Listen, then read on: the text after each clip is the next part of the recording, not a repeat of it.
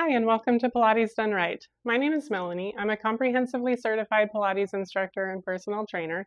And today I'm going to talk about the 100 and build us up to the full 100 from the simple versions that we might need to start a client with to the full 100.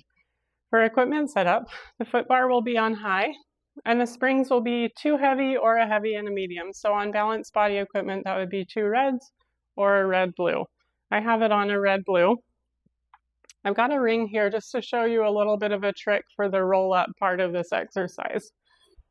So for body position, I'll be laying back on the carriage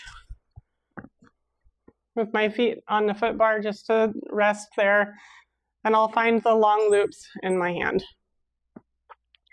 Now from here, my arms will be extending up toward the ceiling, and I'll bring my knees to tabletop. Now for the most basic version of the exercise, if you've got a client with osteoporosis or major neck issues, you can do the 100 right here for these clients without the roll up. And that's a safe place to take this for them. And if they're strong enough, they can also extend the legs straight up to the ceiling. The rule of thumb here, and I'll put this in the description, is if the head doesn't go up, the feet don't go out. So as soon as the feet start to lower, we need to make sure that they're in a position where their head is curled up. That basically preloads the abdominals to give you the strength to send your legs out without tweaking your low back. So say I've got a client that isn't able to get into the roll up yet, but they don't have any issues to where they shouldn't, like osteoporosis or whatnot. So if they're not able to do it just because of a little bit of weakness or maybe range of motion issues, we can use the magic circle and just place it behind the head in kind of a comfortable position.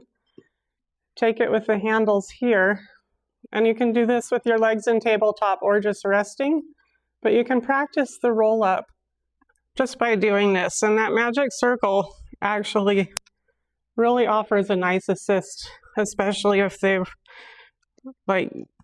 just having a hard time getting into that roll up. So this is actually a really nice way to get them into that roll up position for the first few times if they're just struggling there. I'll bring the loops back. So we've been over the first level with the head down.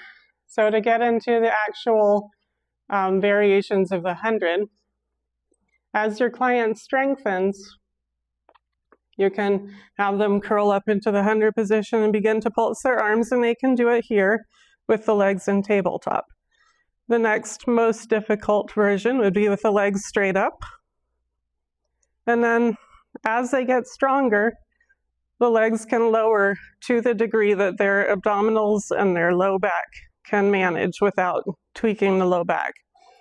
So that's that. Now, how to get your clients to get into the position. So some good cues here. One of the best ones, you'll want to write this down, is curl the head, neck, and shoulders up to the tips of the shoulder blades. So again, curl the head, neck, and shoulders up to the tips of the shoulder blades. That gets almost everybody into the position without confusion. So that's an invaluable cue that you'll want to memorize. A rule of thumb is, and I'll write this in the comments as well, if the head doesn't go up, the feet don't go out. And the reason for that is the further away the legs get or the arms get from the core, the more difficult an exercise becomes. So if your client can't do this, this is basically preloading the abdominals, so they're already fired up and ready to go. If your client can't do this, it's probably not a good idea for them to send their legs out to this angle, because that puts so much pressure into the low back. So if the head doesn't go up, the feet don't go out. And then we'll just go over a little bit of the cueing as far as the counting of the 100. So the reason it's called the 100 is because it's 10 breaths of 10 counts.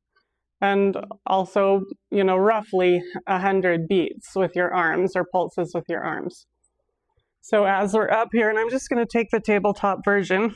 As we're up here, it would be inhale 2, 3, 4, 5, exhale 2, 3, 4, 5, inhale 2, 3, 4, 5, exhale 2, 3, 4, 5. So I may count you can count the whole exercise like that, or you can go inhale and exhale 2, 3, 4, 5, inhale, exhale. And you can do that different ways, but just keeping track that way. Mostly, I've found people don't really like snapping. They don't really like leg slapping. Just count it out.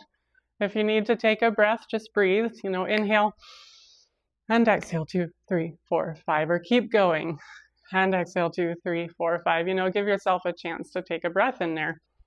Another thing is, as you're counting, you can use your fingers. So if you are trying to cue people and get them to deepen the abdominals or things like that, you can always be kind of keeping a rough track on your fingers behind your back or just in front of you, just kind of keeping a rough track as you go. Realistically, as teachers, we often teach the 90, and we sometimes teach the 110 or 120. It's okay. If your clients give you a hard time, then just say, I wanted to teach the 120 today, or just for that one more breath. If they're counting and you're not because you were trying to deepen their work, just own it, make a joke out of it, whatever you need to do. It's all fun and games. So that is a basic rundown of the 100. If you have any questions, please put them in the comments and I will do my best to answer them. But it's great exercise, gets the blood flowing, gets the body warmed up for the rest of the workout. It's usually very near the beginning of your workout. It's a good place to put it. So I hope that helps, and I will see you in the next video. Thanks for watching. Bye.